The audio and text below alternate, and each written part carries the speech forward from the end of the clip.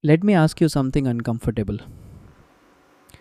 You have 3 years of SailPoint experience, maybe 4 years of Savant. You know how to run certifications, you've worked access reviews, you've onboarded applications into the IGA platform, and yet your title hasn't moved. Your salary band hasn't moved. And every 6 months, you're doing the same work just with slightly different application names. This is the L2 trap. And in India's GCC ecosystem, it is more common than anyone wants to admit. In this video, I'm going to tell you exactly why it happens and more importantly, how to get out. First, let me define what I mean by the L2 trap. It's not about your intelligence, it's not about your work ethic. Most people stuck here are actually hard-working professionals. The L2 trap is this. You become so good at executing defined tasks that the organization stops seeing you as someone who can own problems. Think about a typical day for an L2 IAM analyst. A ticket comes in, you provision access. Another ticket, you run a recertification campaign. Another ticket, you reset a privileged credential. You are fast, you are accurate, your SLA numbers are green. But here's the brutal reality. When your manager's manager asks who should lead the Zero Trust rollout for the new acquisition, your name doesn't come up. Not because you're not capable, but because no one has seen you think beyond the ticket queue. And that is a visibility problem, not a skill problem. At least, not entirely. Root cause number 1. You have become a tool operator, not a problem solver. What's the difference? A tool operator knows how to configure a SailPoint role. A problem solver asks, why does this role have 47 entitlements and do we actually need all of them? A tool operator runs the quarterly access review. A problem solver asks, why is our certification completion rate only 68%? And what does that mean for our audit posture? A tool operator documents the joiner process.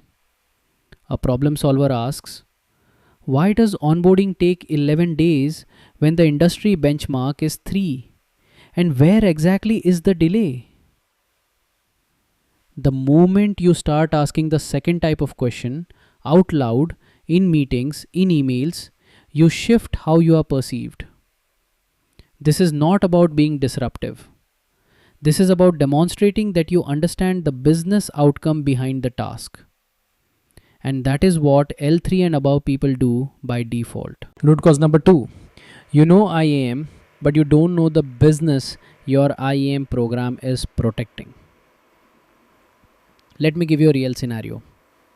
A bank's mortgage processing team requests access to a new data warehouse. You provision it. Clean, fast, done. But do you know that this team is currently under a SCBI audit? Do you know that the data warehouse contains PII subject to DP Act obligations? Do you know that provisioning this access without a data classification tag creates a compliance gap that will come up in the next internal audit? If you don't know these things, you are not wrong, but you are limited. The professionals who move up are the ones who speak the language of the business stakeholders they serve. Risk, compliance, audit, regulatory pressure, SLA commitments. How do you build this? Start small. Read your organization's last risk register summary. Attend one compliance team meeting as a listener. Ask your manager what keeps the CISO up at night. 3 months of this and you will sound fundamentally different in every conversation you have. Root cause number 3, and this one is the most fixable. Zero visibility to leadership. If the only time your name reaches a director or VP is when something goes wrong, you have a visibility problem. Most L2 professionals do excellent work that is completely invisible above the team lead level. And in a GCC with hundreds of analysts, invisible means replaceable.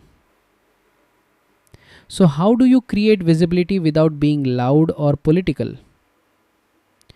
3 ways. 1. Write a monthly one pager. One page. What did your team deliver this month? What risk did it reduce? And what's one recommendation for next month? Email it to your manager and ask if it can be shared upward. Most managers will say yes.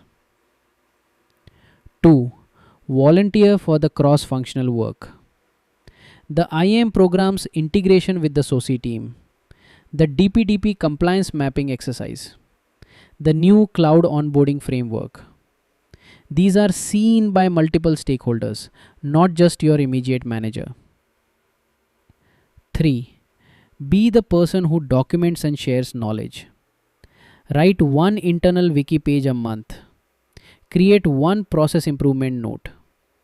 Not because you are being evaluated on it, but because it creates a trail of evidence that you think beyond your lane. Alright, you heard the diagnosis. Let me give you the prescription. I call it the 3-layer breakout framework. It works over a 90-day cycle and it doesn't require your manager's approval to start. Layer 1, the skills signal. In the next 30 days, pick one technical gap and close it publicly. Not just by taking a course, by producing something. If you are in SailPoint, write a connector configuration guide and post it on LinkedIn. If you are in Entra ID, build a small conditional access policy simulator and put it on GitHub. If you are in Savant, document a non-obvious role mining approach.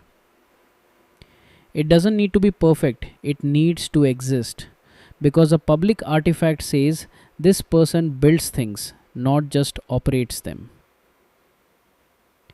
Layer 2, the business bridge. In the next 30 to 60 days, find one place where your IAM work connects to a business risk and write about it. A LinkedIn post, an internal memo, an email to your manager with a risk observation.